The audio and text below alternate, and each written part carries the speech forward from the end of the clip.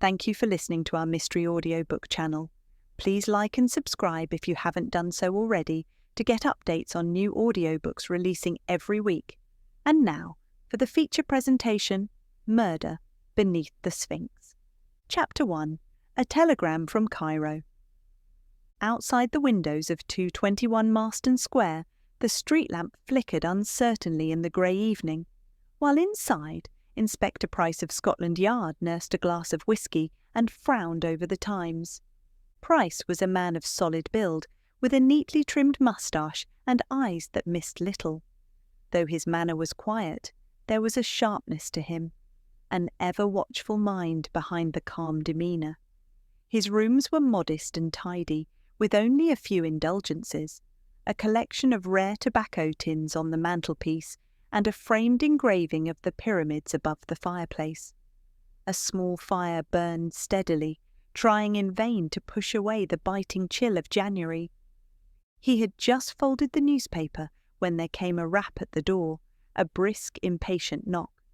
Mrs. Rowley, the landlady, had long since retired for the evening, leaving Inspector Price to answer it himself. He opened the door to find a damp and breathless boy clutching a yellow telegram. "Urgent, sir," the lad said, "from the Yard." Price took the telegram, handed the boy a coin, and shut the door with a growing sense of unease.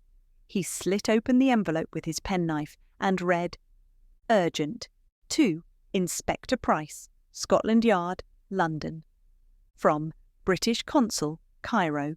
Sir Reginald Ashcombe found dead at base of Sphinx, cause officially ruled accidental fall. Inconsistencies raised by expedition. Members, foul play suspected. You are requested by Foreign Office to investigate. Ticket arranged. Steamer sailing Southampton tomorrow. Consul Venables." Price read it twice, then folded it slowly. Sir Reginald Ashcombe. Now there was a name he hadn't heard in some time. The man was a legend in archaeological circles, a pioneer in Egyptology with knighthood and notoriety in equal measure.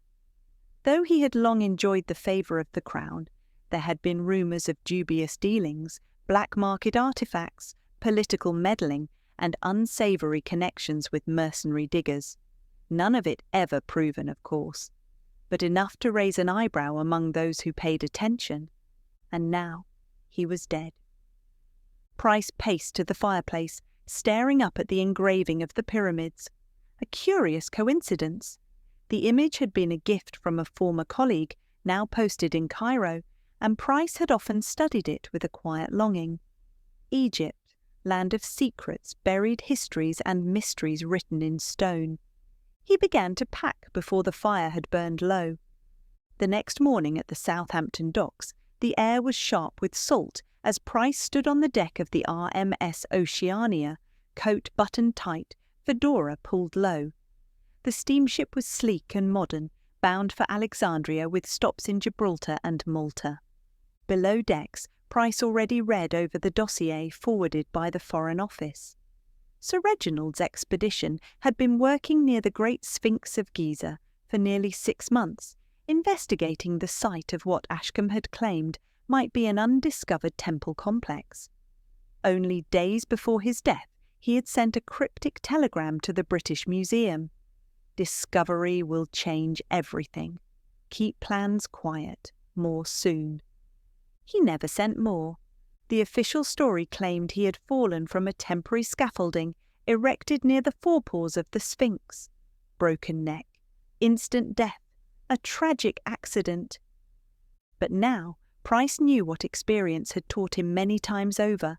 Men like Ashcombe didn't simply fall, they were pushed, usually for something worth killing over.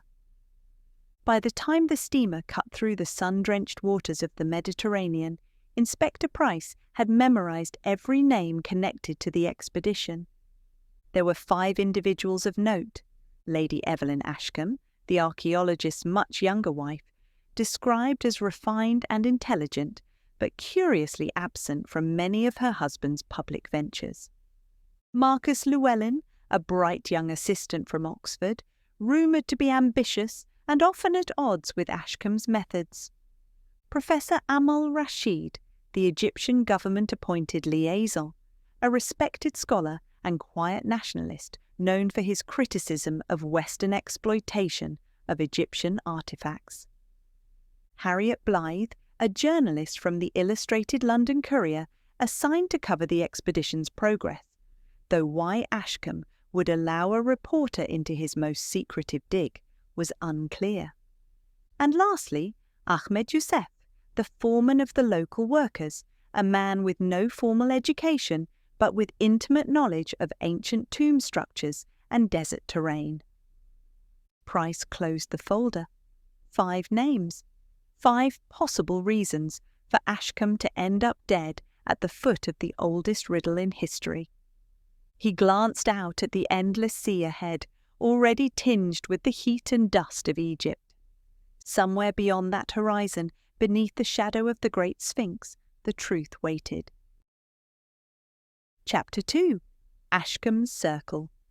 The Cairo sun was not kind to a man in wool. As Inspector Price stepped down from the carriage outside the British consulate, his collar already damp with sweat, he could not help but blink against the harsh brilliance that bounced off every limestone wall and sandstone. Egypt struck him at once as a land of contradictions, heat and shadow, grandeur and decay. The narrow streets buzzed with life, vendors hawking fruit and fabric, the cry of a distant muezzin rising from a nearby minaret, and the clatter of carriage wheels on cobblestones. A haze of fine desert dust hung in the air, softening the city's sharp outlines, but leaving a film over one's skin and lungs. The consulate, a pale villa framed by palms, was a quiet reprieve from the clamour outside. Price was shown into a high-ceilinged drawing room where the air smelled faintly of camphor and polished wood.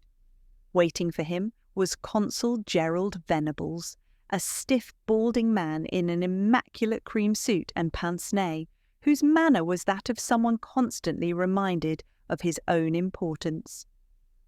"Inspector Price," Venables said, shaking hands, "I trust your journey was tolerable." "I've had worse," Price replied dryly, removing his hat and setting his travel bag down. Venables gestured toward a tray. "Tea? Or something stronger?" "Tea, for now." They settled into leather chairs beneath a lazily turning fan.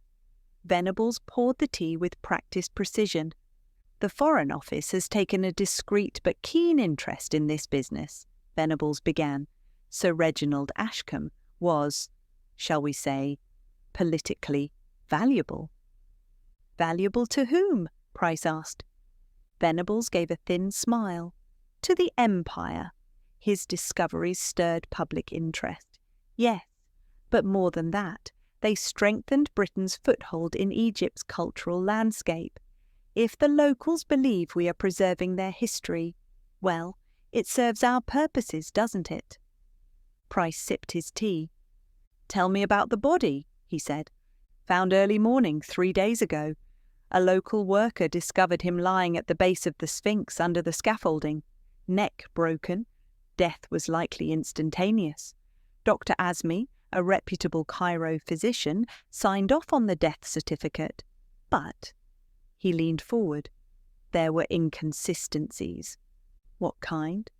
For one, Ashkam had dismissed all workers the previous evening. The site was supposedly locked down. No one was to be there after dusk. And yet, he was. And someone with him, apparently. There were 2 sets of prints in the sand, one his, the other unidentified, and someone tried to brush them away. Price nodded slowly. "And his team?" "They're staying at the Hotel Giza Grand. All 5 returned to Cairo the morning after the death. Seemed shaken, but not devastated. You'll find them curious." Price finished his tea and stood. "I'll pay them a visit." The Giza Grand stood like a faded dowager amid palm fronds and colonial splendour. White stone, wide verandas, and tall shuttered windows gave it a stately air, but inside, its velvet chairs and Persian rugs spoke of grandeur past its prime. Price found the 5 members of the expedition lounging in a shaded corner of the veranda, beneath ceiling fans and the soft tinkle of piano music from indoors. A waiter hovered near, topping off glasses of iced lime water. They rose one by one as Price approached, introducing themselves politely, warily. Lady Evelyn Ashcombe was the first to speak. Tall, elegantly dressed in ivory muslin with a wide-brimmed hat, she seemed the picture of Victorian grace. Yet her grey-blue eyes held none of the softness expected of a widow. They were sharp, measuring. "Inspector Price," she said, extending a gloved hand. "So the Crown has sent its finest to dig through our dust and grief." Price inclined his head. "I offer my condolences, Lady Evelyn." She offered a weak smile. "They're appreciated, though I'm not entirely convinced I need them." Beside her stood Marcus Llewellyn, barely 30, in a rumpled linen suit and horn-rimmed spectacles, dark hair slicked back. He looked like a man who would rather be buried in maps than making polite conversation. "I told the consulate it wasn't an accident," he said bluntly. "Sir Reginald was no fool. He didn't climb scaffolds in the dark for fun." "And what would he have been doing there?" Price asked. Llewellyn hesitated. "That's the question, isn't it?" Next was Professor Amal Rashid, dressed impeccably in a Western-style suit, though a deep green scarf added a touch of Egyptian tradition. His gaze was calm, unreadable.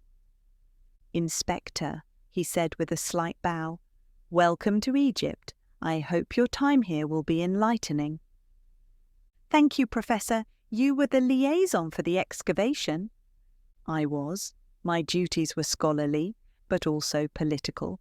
I reported regularly to the Antiquities Service." "And your relationship with Sir Reginald?" Rashid offered a dry smile. "Professional, polite, rarely warm." To Price's right, Harriet Blythe was already scribbling notes in a small leather notebook.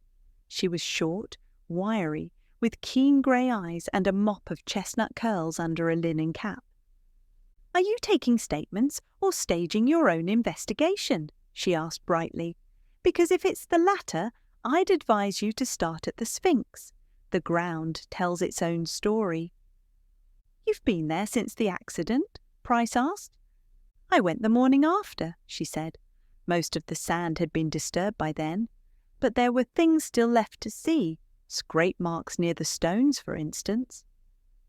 "What sort of scrape marks?" She shrugged. Could have been dragging, could have been tools, or both. Lastly, Ahmed Youssef, the Egyptian foreman, stood apart from the group. Broad-shouldered, with sun-creased skin and watchful eyes, he said little. When Price approached, the man simply bowed. "I loved working for Sir Reginald," Ahmed said softly, "but he had many enemies, some near, some far, some in plain sight." The words struck Price as more than metaphor. Later. That night, in his hotel room, Price sat by the window overlooking the city.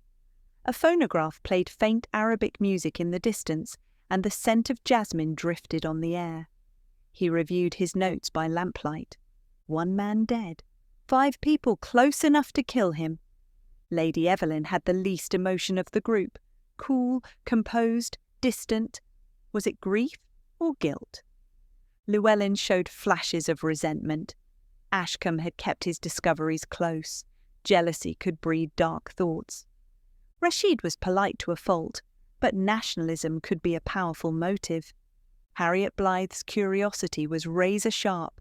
She knew more than she let on. And Ahmed had warned him outright. Enemies in plain sight. Price closed his notebook. He would visit the dig site first thing in the morning. Chapter 3. Sand and Secrets. Inspector Price adjusted his collar and stepped out of the shaded motor car. The Giza plateau rose around him, solemn and timeless. The 3 pyramids loomed like slumbering titans, but his gaze was drawn to their guardian, the colossal Sphinx, half lion, half man, its chipped face and weary eyes staring eastward as it had for millennia. The excavation site buzzed with cautious activity. A few local workers moved about under the direction of a British overseer, their movements subdued, as though the death of Sir Reginald Ashcombe had dampened not just spirits, but ambition. Wooden scaffolding wrapped partially around the statue's paws, with rope ladders and makeshift platforms suspended like spiderwebs. Tarpaulin-covered crates and discarded brushes lay beside a small canvas tent. Price was greeted by Dr. Sameh Azmi, the Cairo physician who had signed the death certificate. A lean man in his 60s, with sun-spotted skin and immaculate posture, he walked with a quiet dignity and offered Price a polite handshake. "I understand you had questions about Sir Reginald's death," Azmi said, leading him toward the spot where the body had been found. "Questions, yes," Price replied, scanning the ground. "Tell me, Doctor, you declared it an accidental fall, but privately you weren't so sure." Azmi pursed his lips. It was not a typical fall. His injuries, fractured cervical vertebrae, blunt trauma to the back of the skull, and a shattered wrist, suggested he did not fall naturally, or not from the height claimed. "What do you mean?" "The scaffold is only 10 feet high. A fall from that height could break a bone, yes, but to kill instantly, it would require either a precise landing or an external force." "Like being pushed?" Azmi nodded. Price crouched beside the scaffold's base. The sand had shifted since the day of death, but faint impressions lingered. He could just make out the faded outline of a boot print, larger than most locals, and beside it a partial smear. "Was this area disturbed before your arrival?" Price asked. Azmi hesitated. "The body was found at dawn. Several workers gathered before anyone from the government could arrive. It's likely the scene was unintentionally compromised." Price stood and removed a notebook from his coat. "Was anything found on Sir Reginald's person?" "A compass, a battered field journal, and a small gold amulet, shaped like a scarab." "Where are they now?" "Held by the Ministry of Antiquities. The British consulate has made a formal request to release the journal to your custody. It should arrive tomorrow." Price looked around. The others from the team had not come today. He had asked them to stay away, to keep the scene undisturbed. Except someone had come. Near the back of the Sphinx's massive hindquarters, Price noticed a thin trail of footprints leading behind a stone outcropping.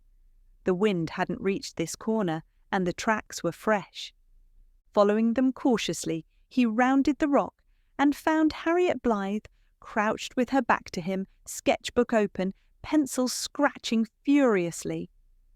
"I thought I told you to stay away," Price said. She started but didn't look guilty. "And miss all this?" she said, standing up. "Don't worry, I haven't touched anything, just observing, from a distance." Price stepped beside her and looked down at her sketchbook. It was startlingly accurate, a detailed rendering of the excavation layout, the scaffold, and even the position where Ashcombe's body had been found. "You're a quick study," he remarked. "Comes with the job," she said, dusting off her skirt. "I used to do courtroom illustrations before they banned them. Faces, gestures, details, they stick with me. That's why Ashcombe hated me."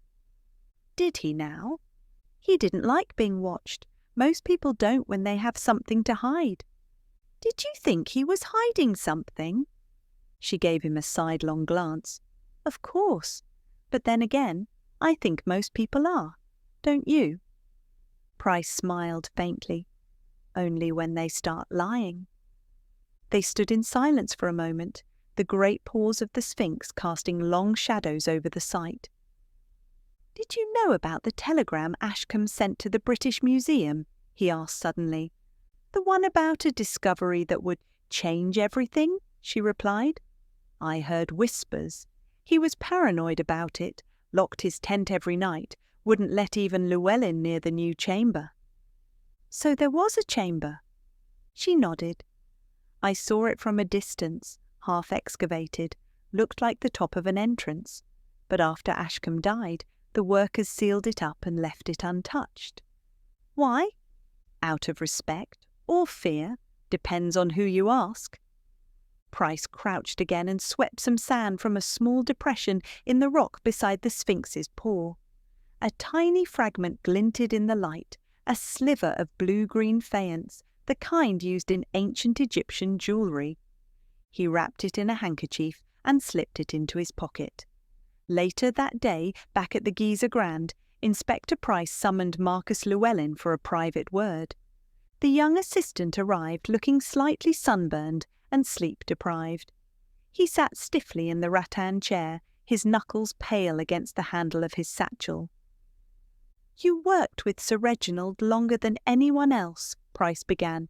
"What can you tell me about his state of mind in the days leading up to his death?" Llewellyn hesitated, then sighed. He was obsessed, that's the word for it. Obsessive, paranoid. He believed he was on the verge of something revolutionary, something that would make Carter's tomb look like a coin purse. A new tomb? Yes, hidden chambers beneath the Sphinx. There are old legends, Herodotus even hinted at them, but no one ever found proof, until now, according to him. Did anyone else believe him? Not really. Professor Rashid was sceptical. Lady Evelyn had stopped showing any interest in the excavation altogether. And He stopped. "You what?" "I was envious. He wouldn't share the findings, kept me in the dark, after everything I'd done for him. I suppose I resented it." Price studied the man's face. Resentment can be dangerous. Llewellyn met his eyes. "Are you accusing me?" "I'm observing, that's all." There was a knock at the door. A bellboy handed Price a sealed envelope, an official dispatch from the Ministry of Antiquities. Inside was Sir Reginald Ashcombe's recovered field journal. Price opened it slowly. The last page was stained with a thin smudge of red and bore only one sentence, hastily scrawled in pencil. "The jackal has followed us to the tomb." He stared at the page. Something told him this was not about an animal. This was about someone in Ashcombe's inner circle. Chapter 4. The Widow's Revelation. The late afternoon sun in Cairo was a slow furnace, turning the city's sandstone walls into smouldering embers and sending long amber shadows across the floor of Inspector Price's suite. He sat at the writing desk, the journal of Sir Reginald Ashcombe open before him, fingers tracing the final cryptic line. "The jackal has followed us to the tomb." What had Ashcombe meant? In Egyptian mythology, the jackal was sacred, Anubis, god of the dead and protector of tombs. But in modern metaphor, a jackal was a scavenger, a thief, a traitor. Price closed the journal gently. The symbolism was clear enough, but the identity of Ashcombe's jackal remained frustratingly out of reach. A sharp knock broke the silence. Lady Evelyn Ashcombe stood in the doorway, dressed impeccably in a deep blue walking gown, her hat and gloves as elegant as ever. But her face, normally a mask of graceful detachment, seemed drawn and fatigued. "I was told you wished to speak with me," she said coolly. Price gestured toward the shaded corner of the room where two armchairs flanked a small tea table. "I did. Thank you for coming." She settled in without ceremony, removing her gloves with the slow grace of a woman used to waiting for others to speak second. But this time, Price began bluntly. "Lady Evelyn, forgive my directness, but I need to understand the nature of your relationship with your late husband." Her eyes flicked up sharply. "We were married, Inspector. That should suffice." "It doesn't," he said evenly, "because everything I've seen and heard so far suggests you weren't particularly close. You travelled with him, yes, but you weren't at the site on the night of his death. You were already in Cairo." She tilted her head slightly. "It's not unusual for wives to remain in town during field work." not when the dig is considered a historic discovery, and not when your husband had grown increasingly secretive." For the first time, her mask cracked. A thin, brittle smile touched her lips. "Ah, so you've begun to see it." "See what?" She leaned forward, voice low. "That my husband was brilliant, yes, but also cruel, obsessive, and entirely faithless. He lied to me, to everyone. He lied even when there was nothing to gain, just for the pleasure of holding secrets others could not access. You think I grieve? I grieved for him 2 years ago. The man who died beneath that statue. He was no longer someone I recognized." Price observed her in silence. Her words weren't spoken with rage or bitterness. They were uttered with the flat, resigned cadence of truth. "So why stay with him?" he asked. "I once believed he loved me, when I was 22 and foolish. He was already famous then, charming, magnetic, filled with stories of lost kings and buried treasure. I believed I was the queen beside him. But slowly that changed. The stories dried up. The passion turned inward, toward the tombs. I was left with a stranger." "Did he ever speak of the tomb beneath the Sphinx?" She hesitated. "Once," she said, "after one of his nightmares. He woke drenched in sweat, muttering about shadows in the stone. I tried to calm him, but he pushed me away. He told me the tomb would make or destroy him, that it would answer every question and raise more dangerous ones."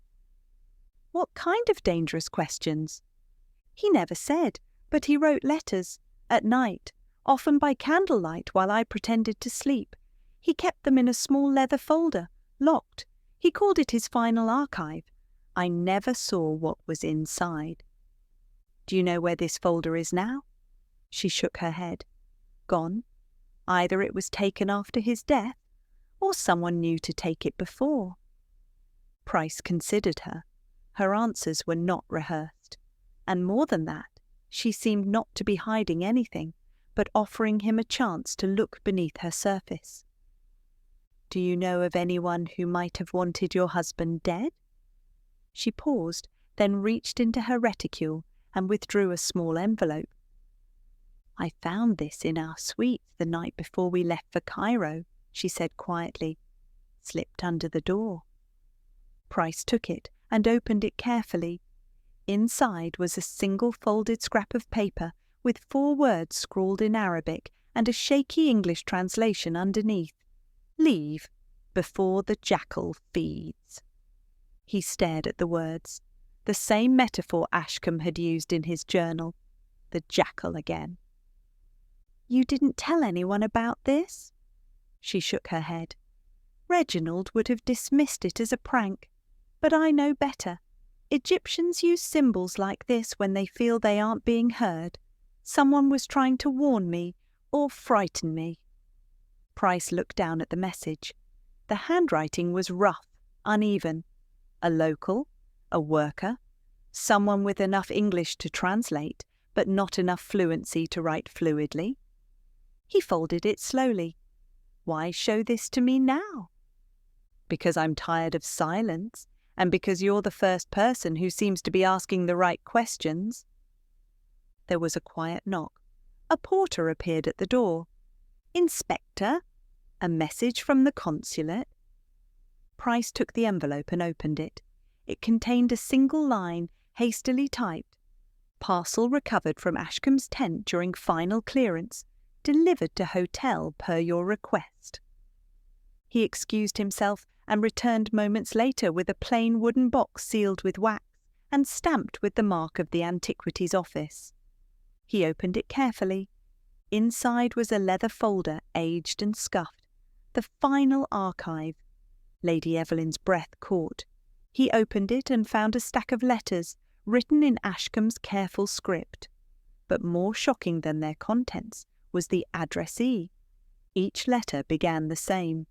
To Harriet, "If anything happens to me." Price looked up sharply. Harriet Blythe, the journalist, the woman who had no official reason to be on the dig at all, the woman with the sketchbook. the woman Ashkam had written to, in secrecy and repeatedly. Price rose. "Thank you, Lady Evelyn. You've been more helpful than you know." As he stepped into the hallway, gripping the folder tightly, a single question echoed through his thoughts like the voice of the Sphinx itself.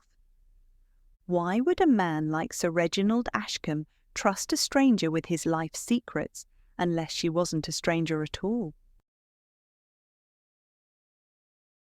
Chapter 5. The Curse That Wasn't. Inspector Price stepped out of the Giza Grand Hotel and paused for a moment on the stone steps, thinking about the envelope in his breast pocket. Inside were the first of Sir Reginald Ashcombe's private letters, written not to colleagues nor to his wife, but to Harriet Blythe, the young journalist. The tone was strikingly personal, intimate even. But most telling was what he had written in the final letter. "There are forces that would see this tomb buried again, not for superstition, but for fear of truth.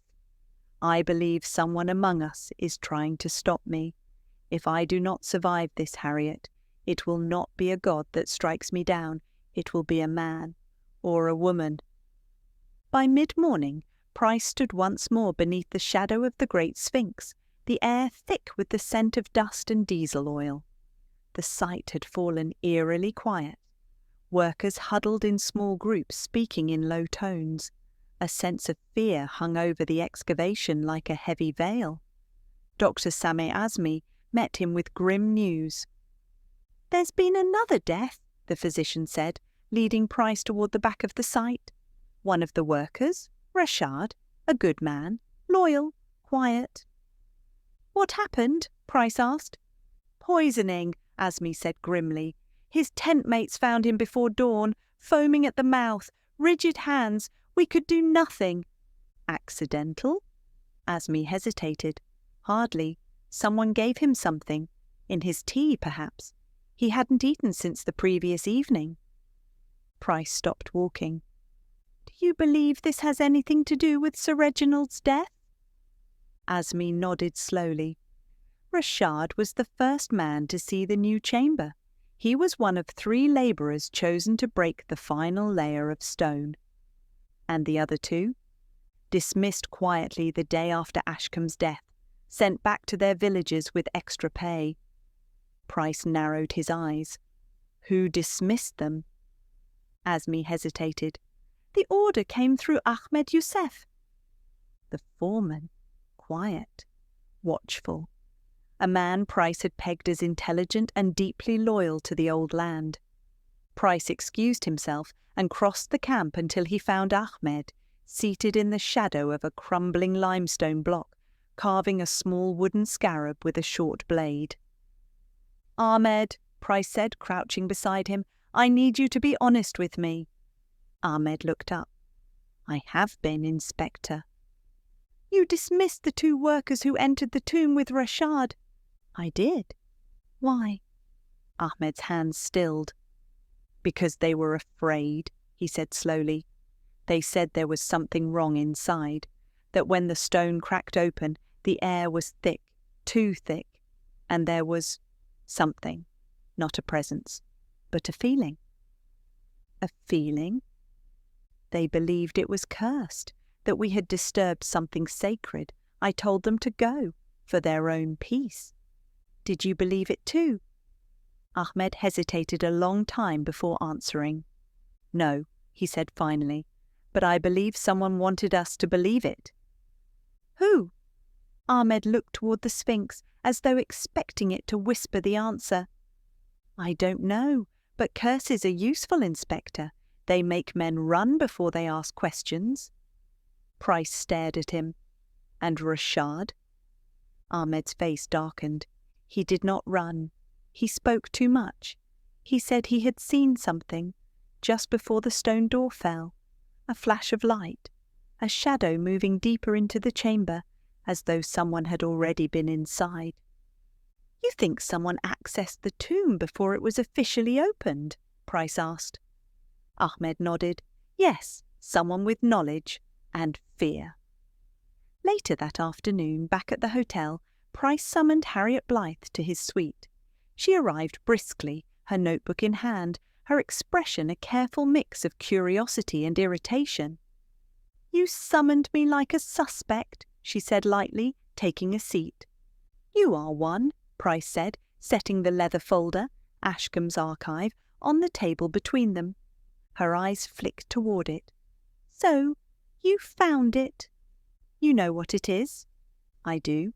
"You didn't tell me. You didn't ask." Price opened the folder and slid one of the letters across the table.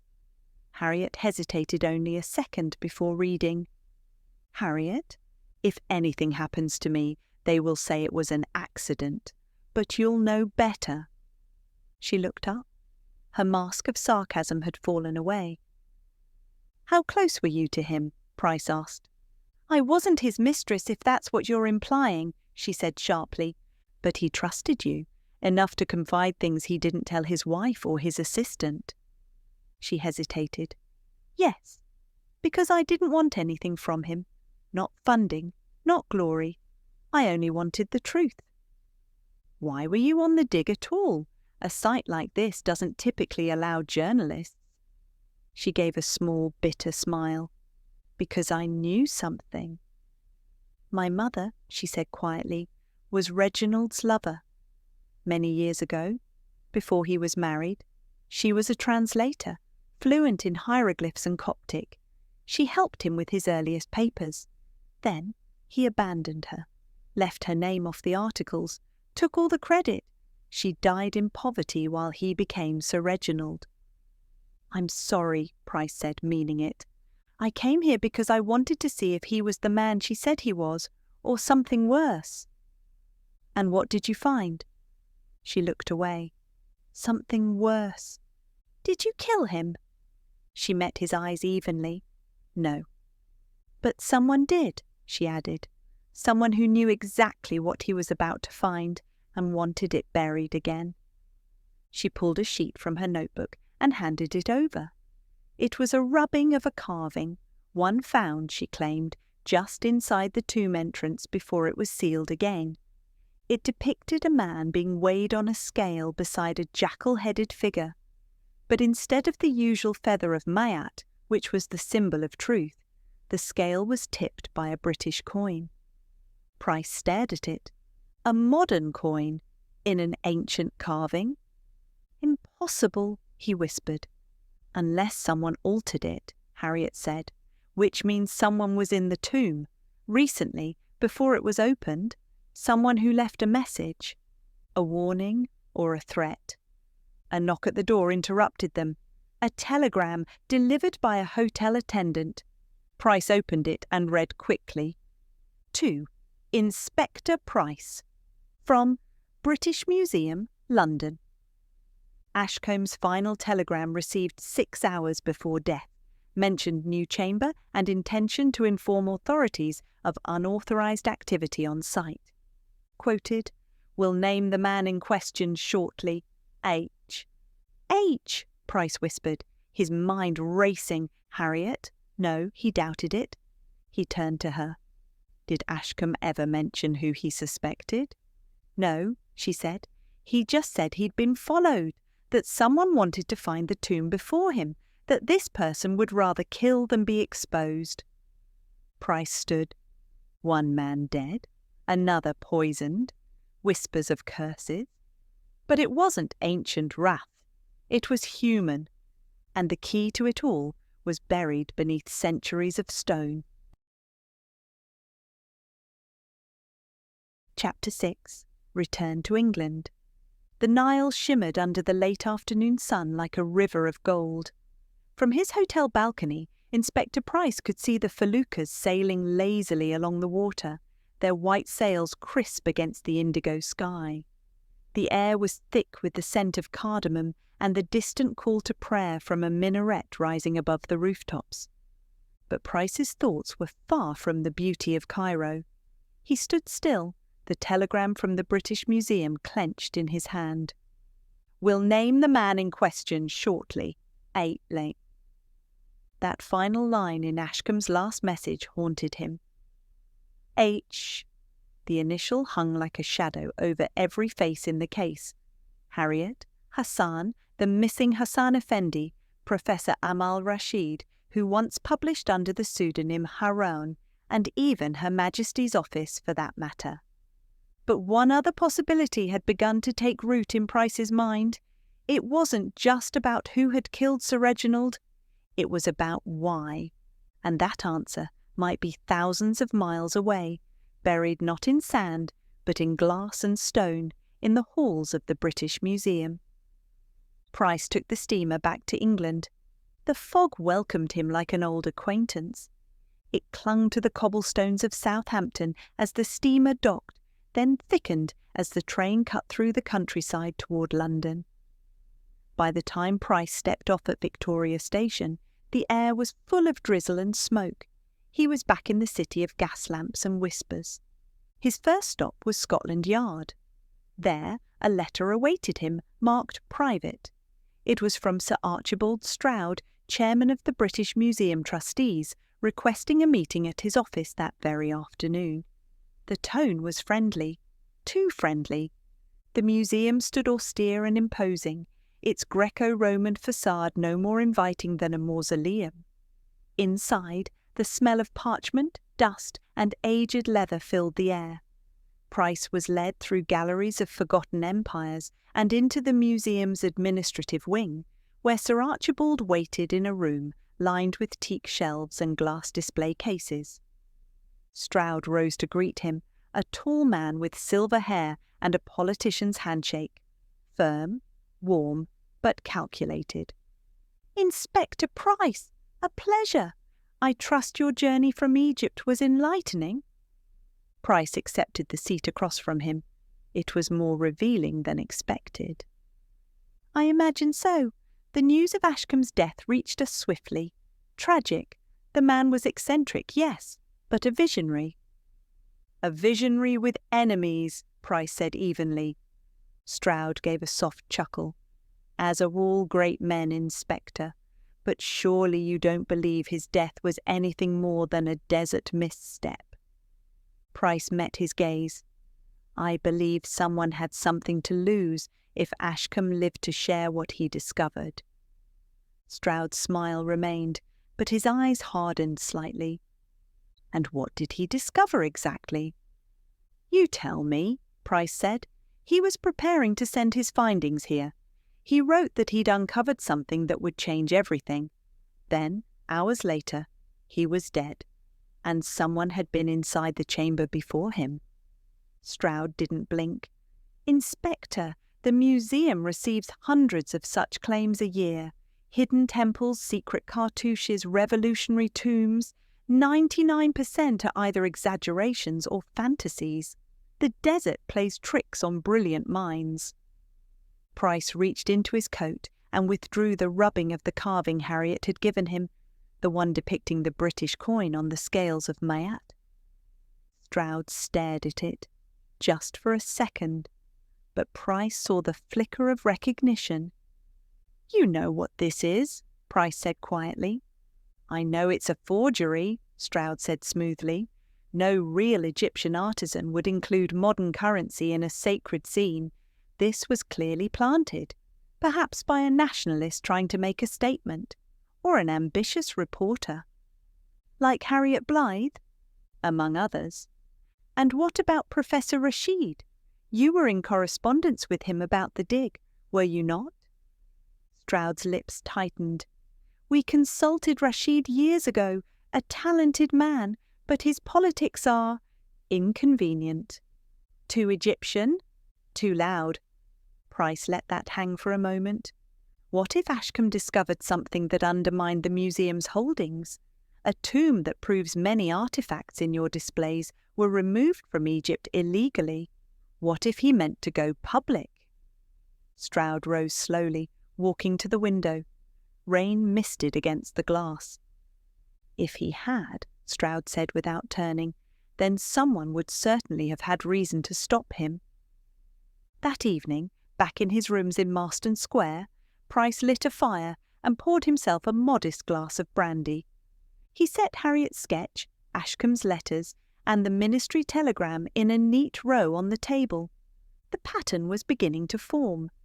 Ashkam had uncovered a sealed tomb, one which contained evidence of modern tampering and political implication. He had intended to send that evidence to the British Museum, perhaps even the press. Someone had gotten there first, left behind a warning, possibly a message, in the form of altered hieroglyphics. Then came Ashkam's death, followed by the murder of a local worker who had seen too much. And now, back in England, the museum's silence. A silence loud enough to be deliberate. His thoughts were interrupted by the arrival of a small parcel, hand-delivered, without sender's name. Inside was a single item, an unmarked envelope, its only content a torn fragment of parchment. A single phrase in neat hieroglyphs, and beneath it a line of translation in familiar handwriting. The tomb was never lost, only hidden. R.A. Reginald Ashcombe. And on the back of the parchment, a smudged fingerprint. Recent. Whoever had sent this had touched it. Whoever had taken Ashcombe's secrets was now watching. Inspector Price sat back, the brandy untouched. The true killer wasn't just hiding behind ancient walls or political institutions.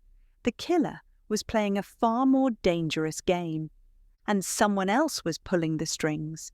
It was time to go back to Egypt. Chapter 7. The Twist in the Sand.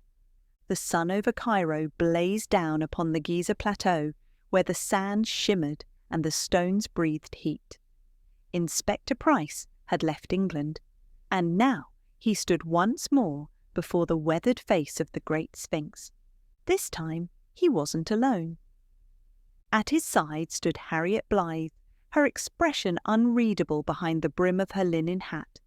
She clutched a leather satchel that held everything: Ashcombe's journal, the rubbing of the altered carving, and the final letter she had received from him before his death. Also present was Professor Amal Rashid, summoned at Price's request. The Egyptian scholar appeared calm, but his hands were clasped tightly behind his back, and his eyes remained fixed on the sealed mouth of the tomb. And finally, Ahmed Youssef, the foreman, stood near the workers, arms crossed, silent and watchful.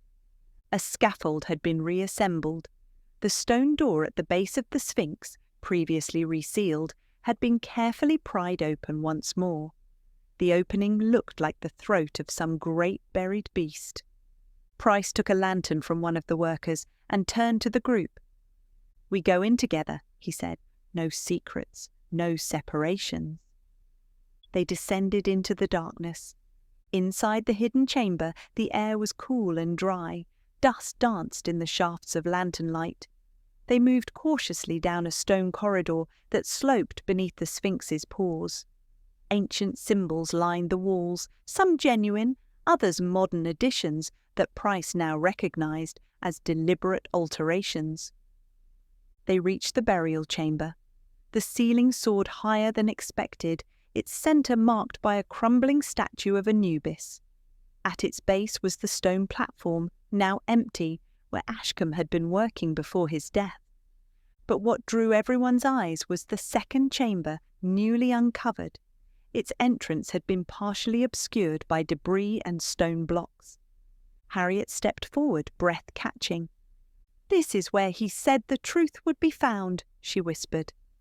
Price nodded to Ahmed, who motioned to the workers. With great care the entry was cleared. The room beyond was smaller, but more startling. On one wall, a relief carving that mirrored the rubbing Harriet had made. A scale, Anubis on one side, a man on the other. But in this version, the weights were British coins, unmistakable even in stone. Another panel depicted foreign men carrying artifacts into ships, while Egyptians knelt in chains. Rashid stared at the walls, his expression unreadable. "This," he said softly, "is a message left not by the ancients, but by someone who loved them." "Or someone who wanted to use them," Price replied. At the far end of the chamber stood a stone chest. Inside it, meticulously preserved, were scroll fragments marked with the cartouche of an undocumented pharaoh, and among them, tucked within linen wrappings, lay a letter written in Ashkam's hand. Price read it aloud.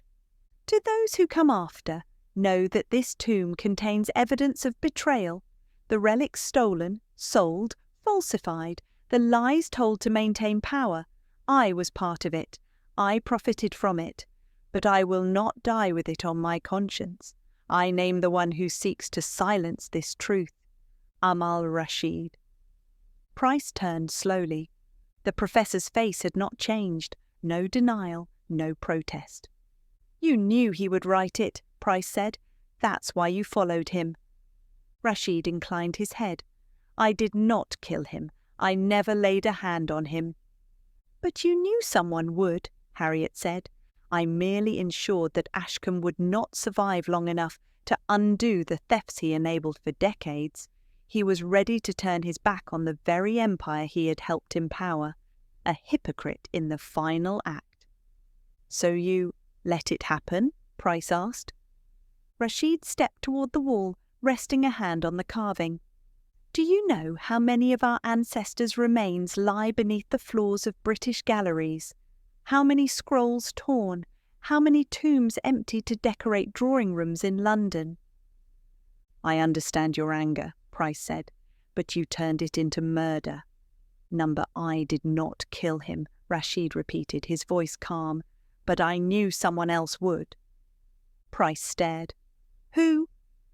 The answer came from behind them. "I did." Everyone turned. Lady Evelyn Ashcombe stood in the doorway, pistol in hand. Her hair was tucked under a scarf, her expression set. Harriet gasped. "You followed us?" "Yes," Evelyn said, "because I knew this day would come, and because I couldn't let him become a martyr."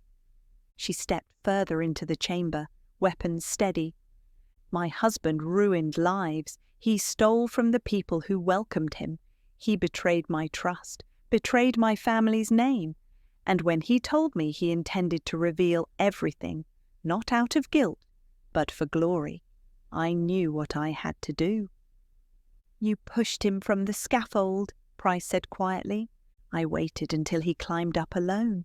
I knew his habits. I confronted him. He begged me to let him finish his letter. I did. Then I gave him a choice. He said it was too late."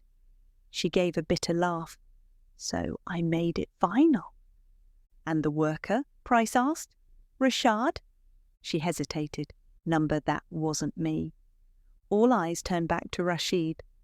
"I warned Rashad not to speak," the professor said, "but he believed the truth would protect him. I gave him laudanum laced with belladonna. He passed peacefully." Harriet's eyes blazed. "Peacefully? You murdered a man who thought he was helping your cause." "And he did," Rashid said coldly. "He kept the tomb sealed long enough for me to alter the walls, to craft the message." "But why send the parchment fragment to London?" Price asked. "I didn't," Rashid said. "That wasn't me." Price turned to Harriet.